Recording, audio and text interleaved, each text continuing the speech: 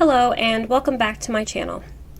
I want to begin by saying this video is part 2 and a continuation of my previous video on mature masculine archetypes. In this video, I'll be providing some visual aids that can help you understand what your archetype is and how you can get closer to individuation by incorporating the other archetypes. I've had people comment saying that this information isn't factual, it's all theoretical, and this is true. However, all of psychology is theoretical, and none of it can be objectively proven because we can't even prove that human consciousness itself materially exists. The content in this video derives from a brilliant psychoanalyst named Carl Jung, who made monumental contributions to the field of psychology before he died. Another question that people have been asking about is if the 4 archetypes, king, warrior, magician, lover, apply to women. The answer is yes and no. I recently put out a video about the feminine archetypes. The primary archetypes for women are the maiden, the mother, and the crone because for a woman, her life tends to be divided by her age. Also, becoming a mother is integral to a woman's psychological development. We all have twice as many female ancestors as we do male ancestors because historically, the vast majority of women, 80% by most estimates, reproduced, whereas only about 40% of men reproduced. If you were born a woman, you had a much higher likelihood of becoming a parent. Being a mother was basically a universal experience for all women, and this is why our psyches have evolved around it. Additionally, the phases of a woman's life will affect how she is treated and valued by the overall society. Her role in society is dependent on what stage of life she is in. It's different for men. They aren't as constrained by their age as women are. For instance, men have a longer fertility window, which means a man can become a father in middle age and beyond. When a girl goes through puberty, she becomes a maiden. When she gives birth, she becomes a mother. And when a woman goes through menopause, it marks her transition from mother to crone. Nonetheless, women do have a set of archetypes that are similar to king, warrior, magician, lover. However, there's a difference. Masculinity itself is primarily concerned with big things.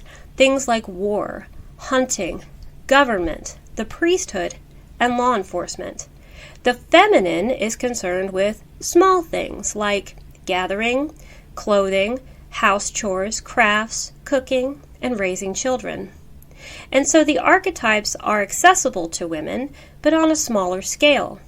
However, they often have different names. Instead of the magician, it's the mystic. Instead of the warrior, it's called the huntress.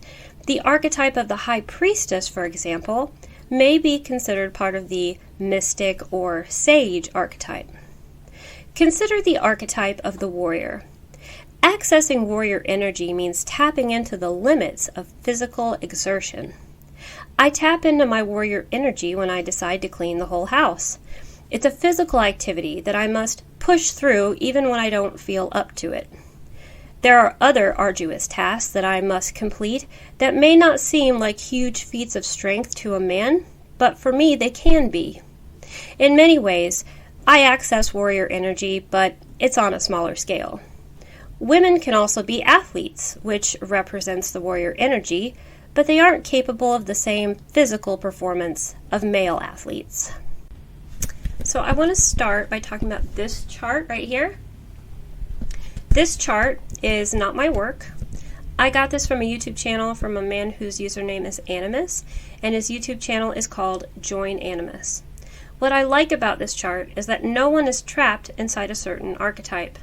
In the MBTI, a person's type is largely set in stone, and it's more of a zero-sum game. But this is far more fluid than the MBTI because every man has all 4 archetypes contained within himself. After studying the mature masculine archetypes, I compared them to the vectors used in Jungian analytical psychology, and I noticed some correlations. So there are additions that I've made to the vectors of this chart based on the work of Dr. Linda Berens, who I'm going to include in my citations. So here we have king, warrior, magician, lover. The center of this chart, where the circle is, that represents individuation. And so no matter where you are on this chart, your goal is to get right here in the center.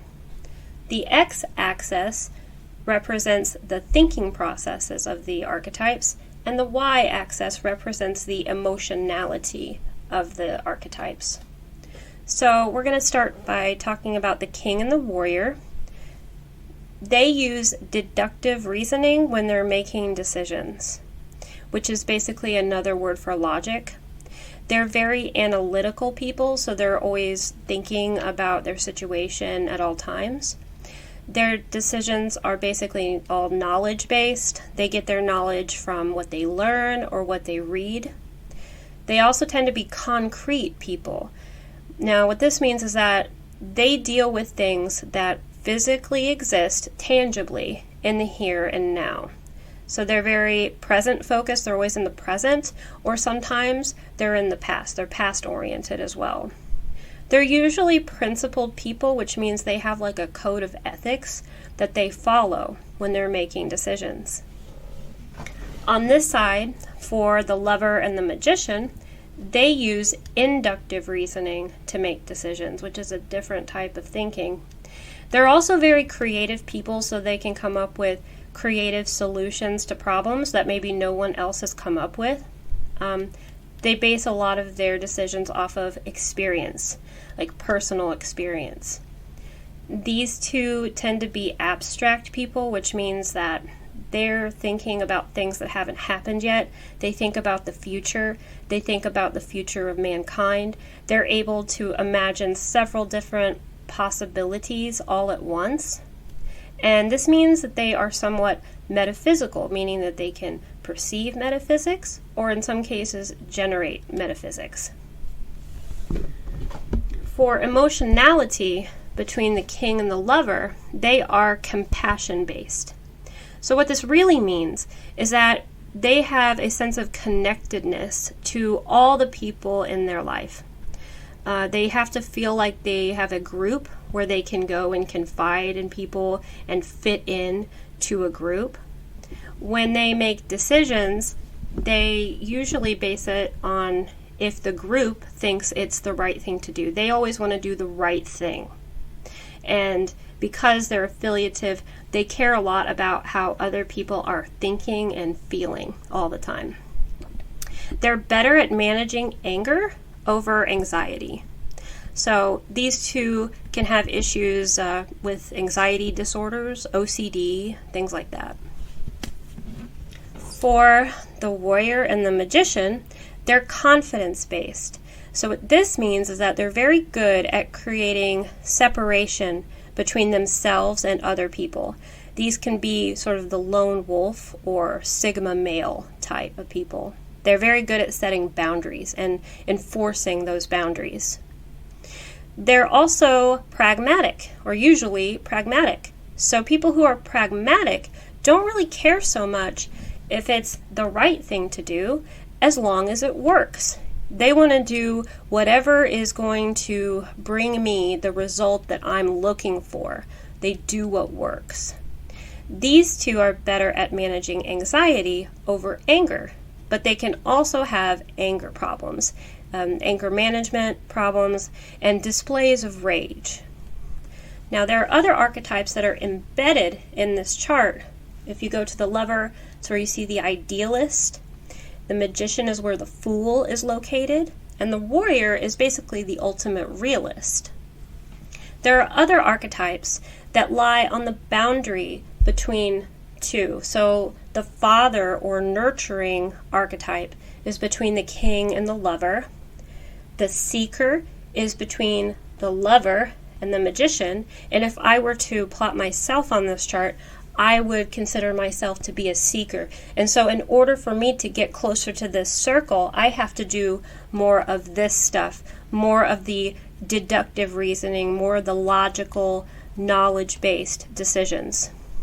And then the ruler lies between the king and the warrior. This isn't a tyrant. This is a benevolent ruler. And then Between the warrior and the magician, you get the challenger / reformer. So these are the people that actually change the world. They're like the movers and the shakers of society. They invent new things, they make discoveries, all that kind of stuff. So that's the first chart. Okay, so this is my second chart. Try not to judge me for having too many whiteboards. So this is something I put together in order to help you understand what you need to do to develop your own archetype, and if you'd like to progress closer to individuation, how you can get there by incorporating the archetype that is the opposite of you. So the opposite of the king is the magician, and the opposite of the lover is the warrior, so it's diagonal like that. So in order to develop the king energy, understand that the king is always thinking about the greater outcome of his kingdom, of his domain. He wants to do what's going to be good for everyone, not just for himself. He's very good at establishing and following a routine. He is good at to-do lists. He uses to-do lists in order to accomplish his goals. He's also able to lead and delegate to other people. Now, if the king is unable to delegate responsibility to other people, he will eventually become overwhelmed by anxiety and he might burn out. So it's really crucial that the king has a close-knit of people around him that he can turn to and ask their advice. And hopefully one of those advisors will be a magician, so that the magician can offer him a perspective that he may not have thought of on his own. And like I said before, the king is just always trying to find solutions that are good for everyone. He's all about the greater good. Now, some negative aspects of the king is that he can be a micromanager if he takes it too far. So a micromanager is the boss that's always looking over your shoulder and who goes over your work meticulously to make sure that you've done everything correctly as though you are incompetent. That's a micromanager. He's easily influenced by other people because he is affiliative and because he does care about what other people are thinking and feeling. And this is why it's crucial for him to have good people in his inner circle who can give him the proper advice. And he can also become a pushover. If he cares too much about what other people are thinking, it can lead to him kind of becoming a doormat, more or less. For the warrior, the attitude of the warrior is fix what you can fix, and if you can't fix it, ignore it. And that's actually a strength of the warrior. He's able to ignore these extracurricular things that are going on that just aren't important to the task at hand. I would recommend trying to dedicate yourself to either your work or to some sort of craft so that you can practice and develop it to the point where you can actually have pride in your work and pride in what you have built. The warrior is all about honesty, and sometimes this honesty can be brutal. But in today's world, we need more of that honesty. The attitude of the warrior is to lean into discomfort and to even embrace pain. On Project Life Mastery, that YouTube channel, he said that he will take cold showers even in order to develop the warrior within himself. And also, any kind of sport that you can engage in is going to be good for your warrior energy. Even fantasy sports, even joining, a golf league or something like that. And working out is equally as important. And if you do work out, push yourself, stick to a schedule, and make it happen. Execute the task at hand. And even if it's uncomfortable, push through it. Push through the pain. Now, some negative aspects of the warrior is that sometimes he can turn into like an unfeeling robot, basically, and that's not good. He can ignore too much. He can ignore the people who are important in his life, like his wife and his children, and that's not good either.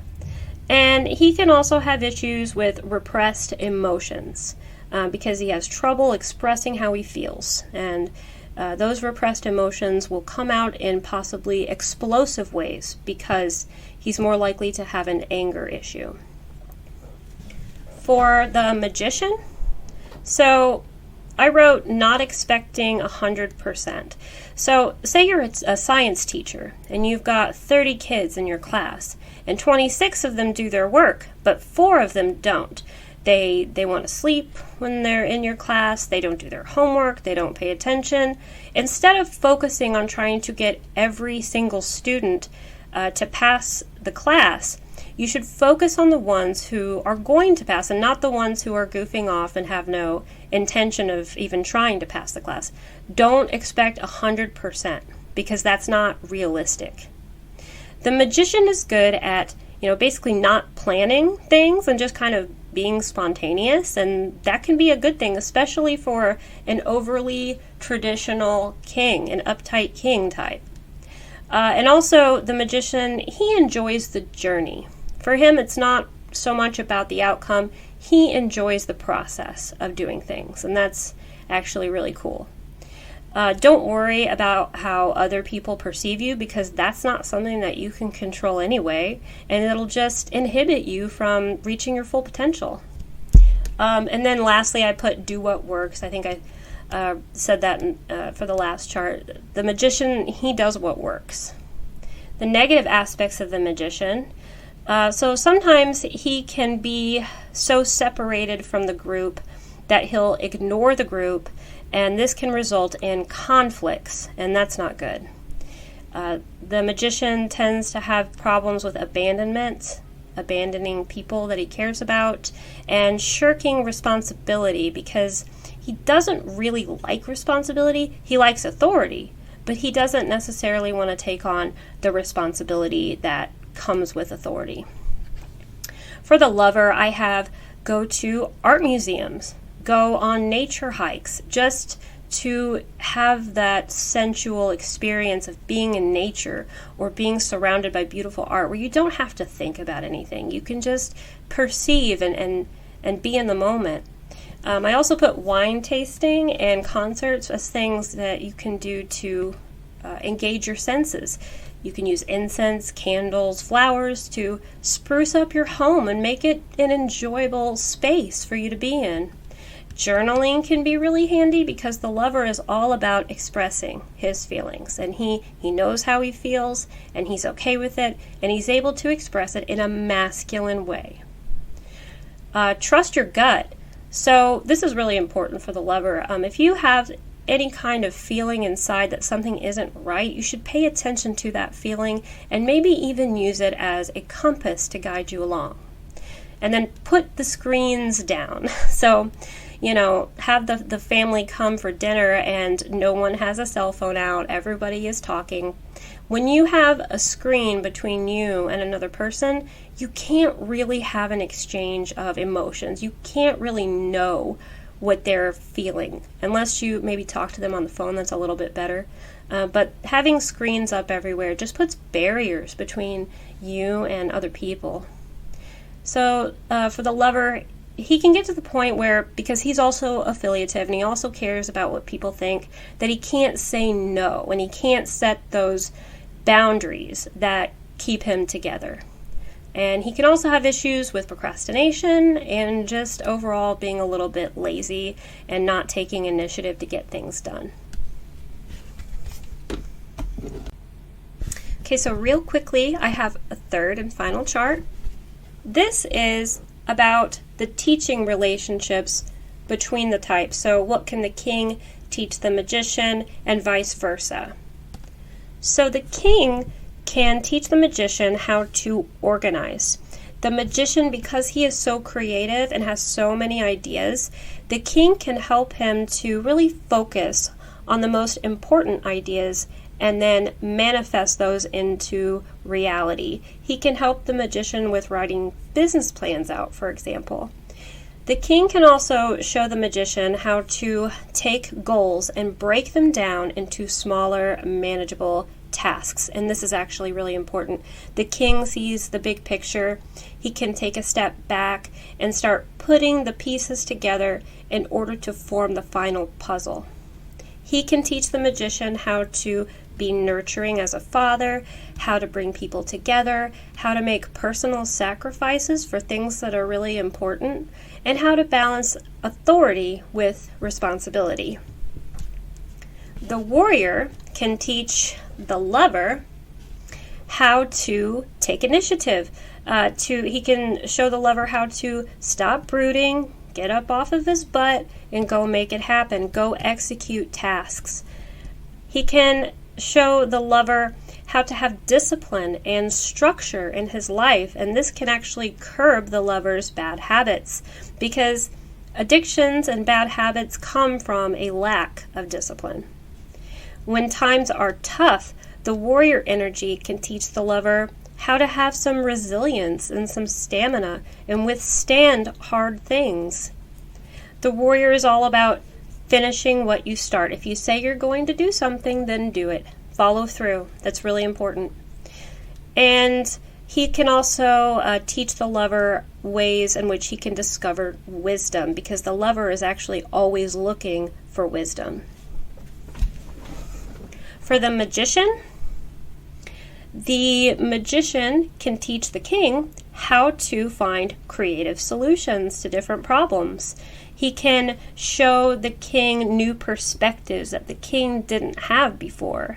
He can use pattern recognition. The king can start using pattern recognition in order to sort of predict the behavior of people. The magician is very future-oriented. This can also help the king, who sometimes will get stuck in the past or really stuck in tradition. And the magician can teach the king how to have a sense of humor and how to make jokes once in a while and how to enjoy your life. He also brings spiritualism and, as I said before, practicality over perfection. The lover can teach the warrior. He teaches all the other archetypes about decreasing the tendency towards sadism, but this especially applies to the warrior because that is one of the warrior's shadow poles is being sadistic. And so the lover can decrease the tendency for sadism in the warrior. He can provide compassion and connection to the warrior's life so that the warrior can have meaningful relationships with other people. The lover can also teach the warrior how to find satisfaction and contentment in life. So the warrior doesn't have to be so restless, always looking for the new challenge. He can just take a step back and say, yeah, I'm actually really satisfied with my life at this moment, and I'm going to enjoy it, and to have fun. And the lover can also teach the warrior how to be more philosophical, because I think that deep down the warrior wants to know what philosophy is about, and he has a yearning for philosophy, and the lover can really bring that out in the warrior. And last, he can help the warrior discover new hobbies, things that the warrior likes to do for no real reason other than that he enjoys it, and that's a good enough reason to do things and to have hobbies just because you like it. That's okay. So that was my last chart. Thank you for watching this video, and thank you for listening. If you have any sort of ideas for me, any recommendations, or any thoughts that you'd like to share, go ahead and leave me a comment down below. I do read my comments. And so if that is all, have a good day, and I'll see you next time.